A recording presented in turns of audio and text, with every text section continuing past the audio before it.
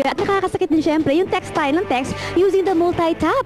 Kaya naman we have to arrest these bad habits through T9. Kaya text it right using T9. Panoorin natin to.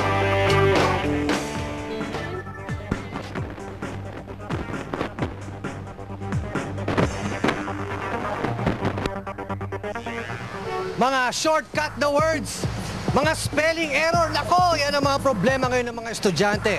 Kaya para itama ito, nandito ang T9 Proficiency in Spelling through Text Messaging Campaign na endorse ng DepEd tsaka CHED. Yes, kaya eto tayo ngayon sa De La Salle University.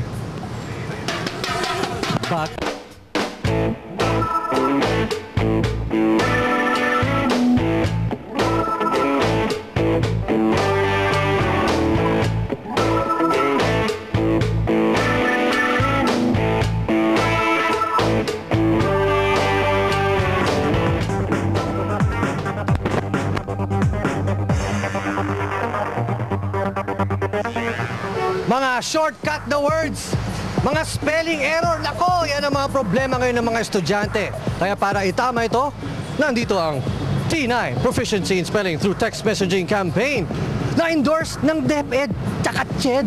Yes, kaya eto tayo ngayon sa De La Salle University. Bakal mo talaga. Okay, para i-test sa mga students if they can spell it right sa ating Estudiantex Animo Lasal. We are with Christian Miranda.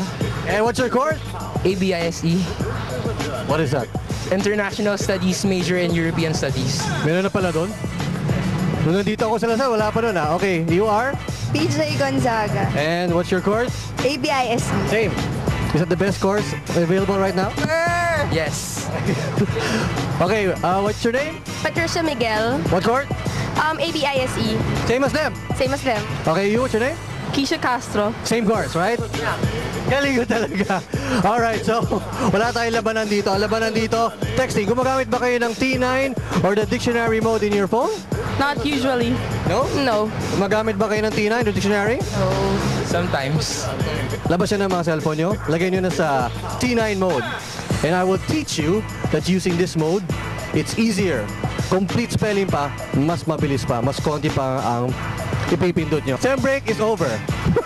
Mag-enroll na tayo. Okay? Yan ang phrase nyo ha. Ang mananalo na group, meron load. Kaya dapat taas yung phone nyo pag tapos na kayo ha. Alright? Clear ba?